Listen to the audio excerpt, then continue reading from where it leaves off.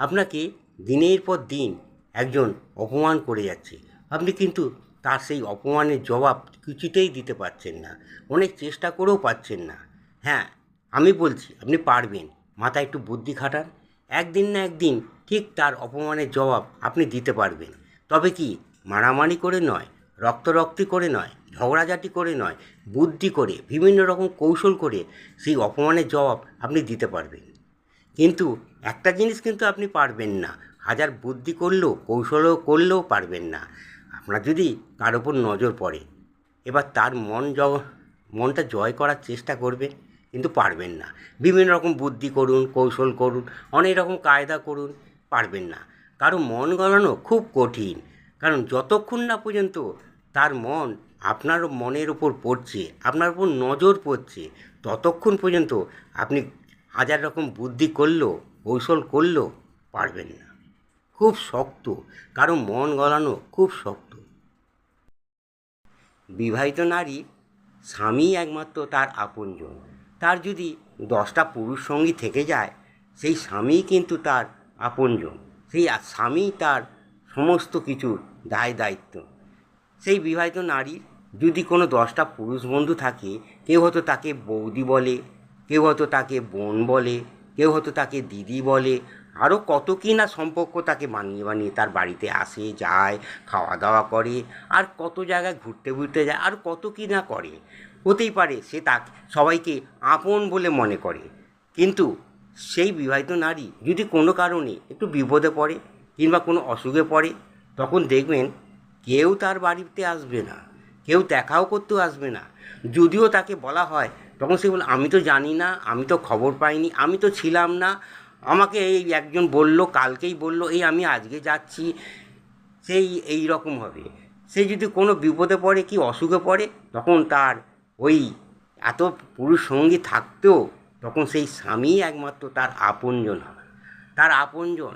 আর যদি কোনো বিবাহিত নারী, তার যদি কোনো স্বামী না থাকে, নয়তো তার ছেলে, মেয়ে কি জামাই কিংবা তার ভাই, এই তারাই হচ্ছে আপনজন।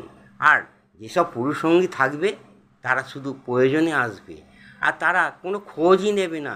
তারা বলবে আমরা কিছুই জানতাম না, আমরা হঠাৎ খবর পেয়েছি। কেউ বলতো আমি জানি না, আমি ছিলাম না, এই রকম কর। এই হচ্ছে বিবাহিত নারীর আপনজন ছাড়া কাউকে আপন মনে করবেন না, এটা আমি বলে দিলাম। যতই আপনার সঙ্গী থাকুক না কেন, যতই আপনার পুরুষ সঙ্গী মহিলা সঙ্গী যাই থাকুক না কেন, আপনার পাশে যে আপনজন আছে সেই হচ্ছে সব থেকে আপন। সে ছাড়া বিপদের সময় কেউ দেখবে না। তুমি যদি পড়ে যাও, তুমি নিজে ওঠার চেষ্টা করো, তোমাকে কেউ তুলতে আসবে না, কারণ তুমি মানুষ, তুমি টাকা নয়।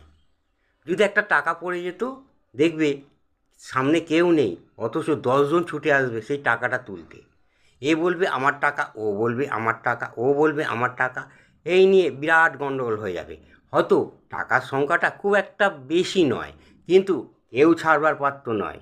কেউ যে ছেড়ে দেবে, যা তুই নিয়ে নে, আমি ছেড়ে দিলাম তো আমার টাকা, তা করবে না, তা কেউ বলবে না। ঝগড়া লেগেই থাকবে, চলবে, এত গণ্ডগোল হবে, খানিকক্ষণ পর দেখবে সেই জায়গায় বোম পড়ে গেল, রক্ত ঝরল, দোকানপাট সব বন্ধ হয়ে গেল, রাস্তাঘাটে লোকজন চলাফেরা বন্ধ হয়ে গেল, অন্ধকার নেমে এলো, তবু সেই গণ্ডগোল থামছে না। তারপর কেন্দ্র বাহিনী চলে এলো, 2 দিন হয়তো সেই জায়গায় কেউ যাচ্ছে না, দোকানপাট সব বন্ধ, বিরাট গণ্ডগোল হয়ে যাবে সামান্য একটা টাকা, কাগজের টাকার জন্য।